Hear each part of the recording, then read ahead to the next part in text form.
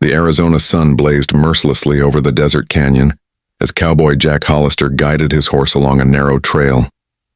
He was searching for strays from his herd when he heard a shrill cry echo across the cliffs. Looking up, he saw a wild golden eagle diving, talons extended toward a small figure scrambling near the rocks. To his shock, it was a little Apache girl. Without hesitation, Jack spurred his horse forward, firing a warning shot that echoed like thunder. The eagle veered, but not before grazing the child's arm. Jack leapt from the saddle, catching her in time. The child trembled, eyes wide with fear, clutching his shirt as he carried her to safety. She couldn't have been more than 6 years old. Jack tore a strip from his bandana, binding the shallow wound where the eagle's talon had cut her. "You're safe now, little one," he murmured, offering her his canteen. The girl whispered something in Apache, words he couldn't understand, but her tone was grateful. Jack led her to the shade of a mesquite tree, scanning the horizon. He knew Apaches roamed these lands, and rescuing one of their children might bring unexpected consequences. As dusk fell, Jack made camp near the canyon, keeping the girl close by. She dozed beside the fire, wrapped in his blanket, while coyotes howled in the distance. Jack wondered where her family was, perhaps nearby, perhaps gone. He thought of his own lonely life. A cowboy wandering from ranch to ranch, never staying long enough to call a place home. The girl stirred, murmuring a name, Ayoka. He guessed that was hers. He whispered it back softly, and she smiled faintly in her sleep. For the first time in years, Jack felt a sense of purpose beyond cattle and coin. The next morning, before dawn's light touched the canyon, shadows appeared at the ridge. Jack rose, hand on his revolver. From the mist emerged a band of Apaches, bows drawn, faces stern.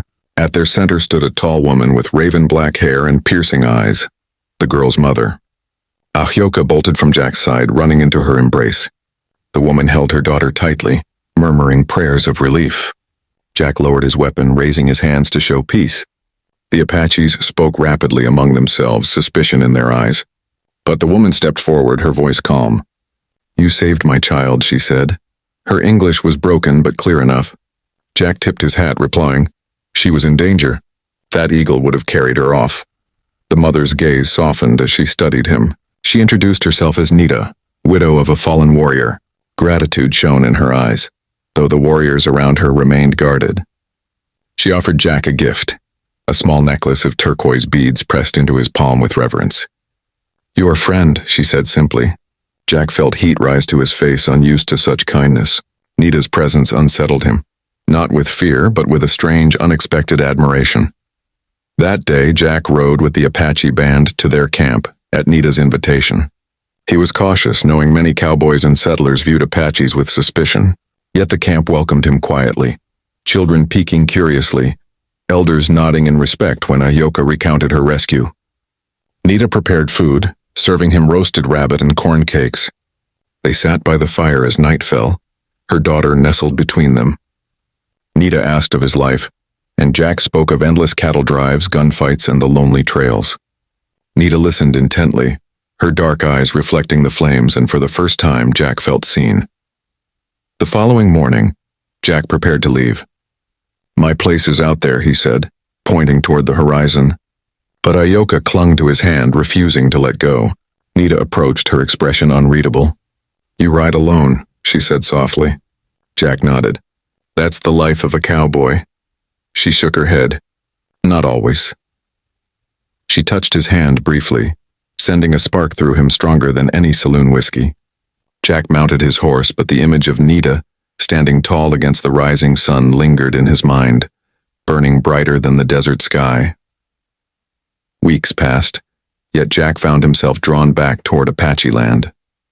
Fate intervened when rustlers attacked near the canyon, threatening to drive off Nita's tribe's horses. Jack rode in without hesitation, revolvers blazing. Side by side with Apache warriors, he fought until the rustlers fled, leaving dust and blood behind. Nita tended his wounds afterward, her touch gentle, her eyes filled with unspoken words.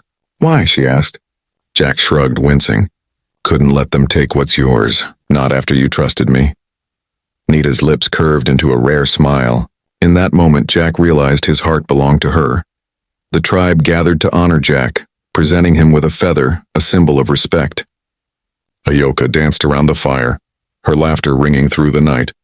Jack stood beside Nita, feeling the warmth of her presence. She leaned close and whispered, "You saved her once. Now you save us too." The words carried more weight than any vow. For years Jack had wandered without belonging, but now he felt anchored, as if the desert itself had claimed him. His hand brushed Nita's and she did not pull away. Instead, she let it linger, a promise in the firelight. Months later, Jack no longer rode alone. He stayed near Nita's people, helping tend horses, teaching the children to ride, and watching Ayoka grow strong and fearless. The once solitary cowboy had found family in the most unexpected place. One evening, as the sun set in blazing orange over the desert, Nita stood beside him, her hand resting lightly on his. "You came to us with fire," she said, "but you stay with love." Jack smiled, pulling her close. In the heart of the Wild West, where danger was constant and trust was rare, a cowboy and an Apache woman found a love strong enough to defy the frontier.